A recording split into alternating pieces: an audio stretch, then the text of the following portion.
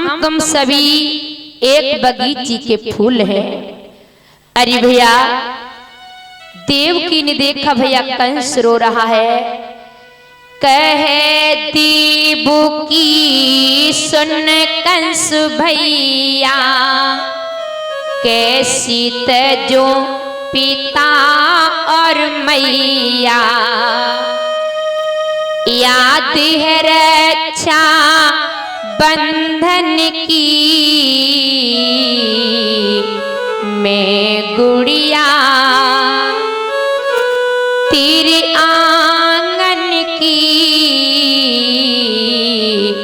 मैं गुड़िया। तो आजो देवकी ने कहा भैया कंस तुम क्यों रो रहे हो, क्या तुम्हें दुख हो रहा है? कंस ने कहा हमें काय बात को दुख हो। देवकी ने कहा भैया दुख नहीं है तो रो क्यों रहे हो? कंस ने कहा हम तो इसलिए रो रहे हैं, हमने देखा ये सब रो रहे हैं तो मैंने जाना रोया जाता होगा तो हम भी रोने लगे। देवकी ने कहा भैया तुम्हें दुख नहीं हुआ, कोई बात नहीं, जब रक्षाबंधन वाला दिन आए तो आप मुझे भुलाना मत, मुझसे मिलने के लिए जरूर आना। और देवकी आगे बढ़ी। अरे भैया कंस बहुत खुश है और सारी बहनें उदास हैं। कंस ने कहा अरे देवकी तुम जा रही हो? लोगों ने कहा भैया कंस चाहे कितना भी बुरा हो पर देखो आज बहन की विदा के अवसर पर कितना प्रेम दर्शा रहा है।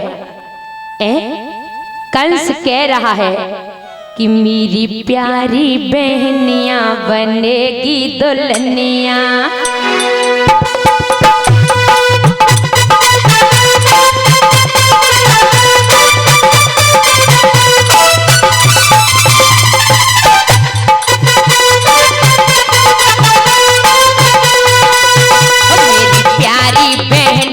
बनेगी दुल्हनिया लेने आएंगे दूल्हे राजा, भैया राजा बजाएगा बाजा, भैया राजा बजाएगा बाजा।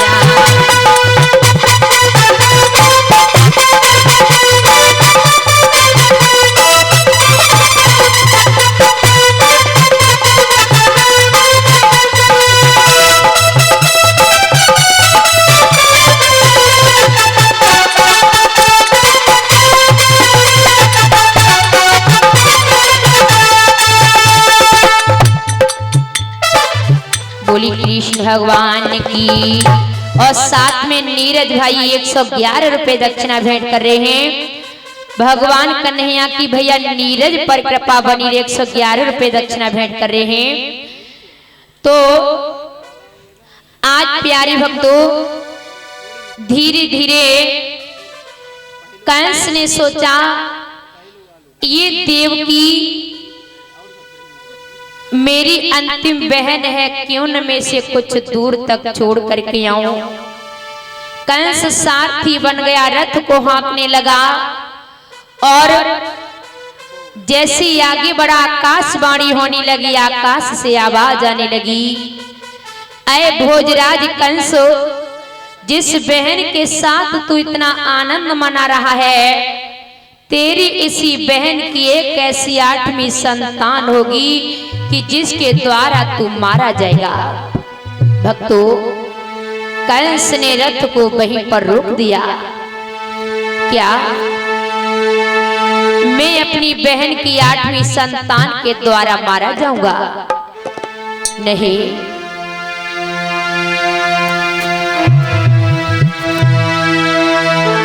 हम बहन को ही जीवित नहीं रखेंगे,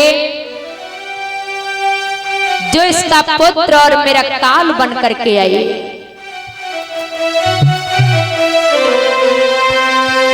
रथ को रोक दिया, देवकी के बालों को पकड़ा और वो रथ पर घसीटने लगा, मारने लगा देवकी को। तो देवकी ने कहा भैया आप मुझे क्यों मार रहे हो, ऐसी हमसे क्या गलती हो गई। कंस कहने लगा क्या सुनाई नहीं दे रहा है देवकी, अभी अभी आकाशवाणी ने बताया कि तुम्हारा 8वां पुत्र और मेरा काल बन करके आएगा, इसलिए हम तुम्हें खत्म कर देंगे, देवकी मार डालेंगे, जो मेरा काल ही जन्म न ले पाए। बस देव जी ने कहा भैया देवकी को छोड़ दो, छोड़ दो भैया देवकी को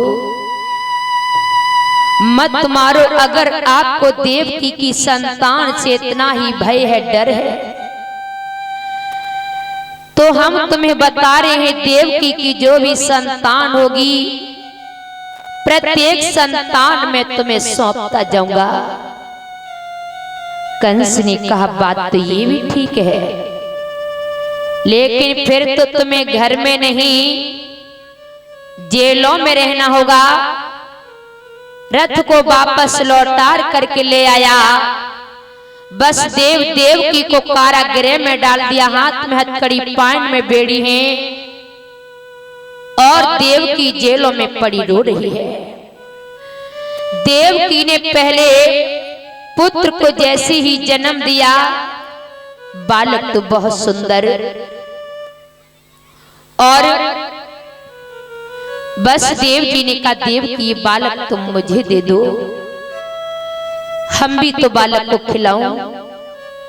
देवकी ने सोचा मेरे पिया बालक को खिलाएंगे, बस देव जी ने बालक को लिया, कुछ देर तक तो बालक को खिलाया और धीरे धीरे बालक को लेकर के कंस के दरबार में चलने लगे। देवकी ने कहा पति देव आप रुक जाओ, मेरे बालक को कंस के पास मत ले जाना, पापी के हृदय में दया नहीं है, वो मेरे बालक को मार डालेगा, नहीं छोड़ेगा। लेकिन भैया बस देव वचन बद्ध है, पहले ही वचन दे दिया कि देवकी का जो भी पुत्र होगा हम उसे तुम्हें सौंप देंगे, काल हो तो मार देना।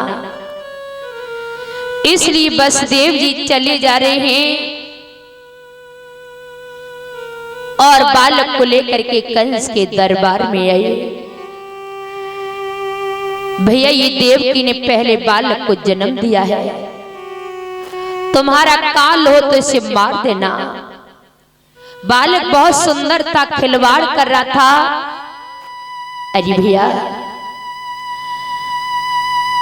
कंस ने बालक को देखा तो पापी के हृदय में भी दया आ गई। अरे कंस इस बालक को क्यों लेकर आए हो, इस बालक ने तो हमारा कुछ नहीं बिगाड़ा, मुझे मारने वाला होगा तो देवकी का 8वां पुत्र होगा, इसे ले जाओ, तुम इसका सुख पाना। बस देव जी लेकर चलने लगे।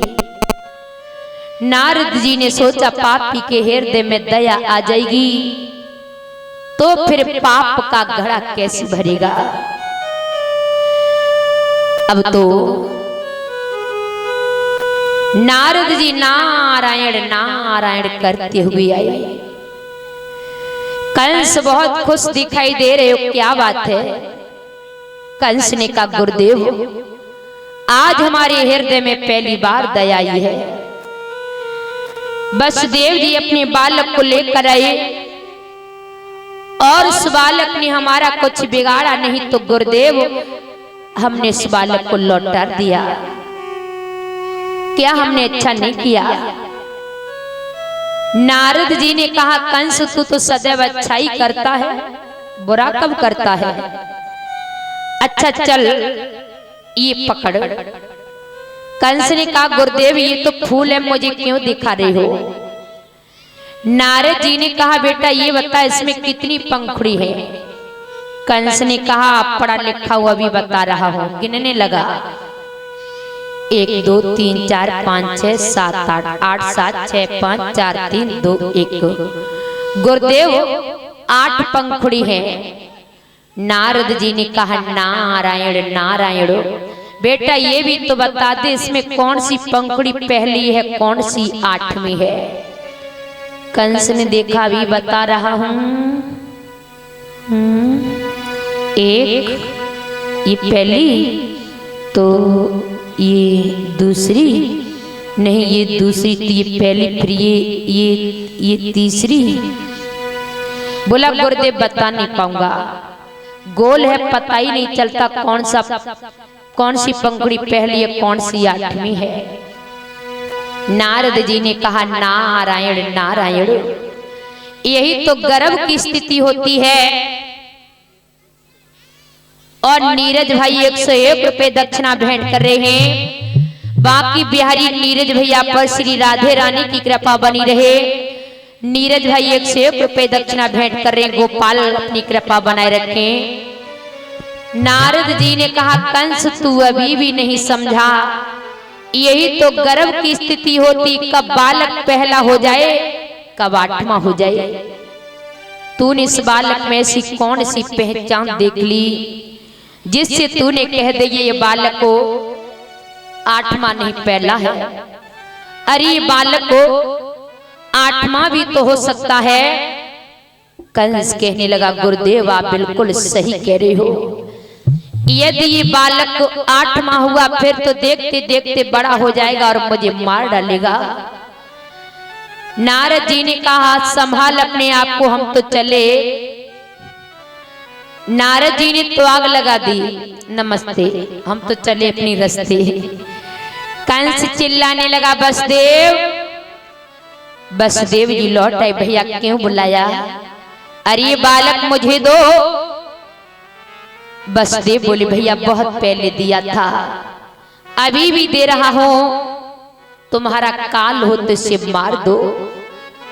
अब कहां पापी के हृदय में दया रखी, मांस के लोथड़े को लिया पत्थर पर पटक दिया और उस बालक के टुकड़े टुकड़े हो गए।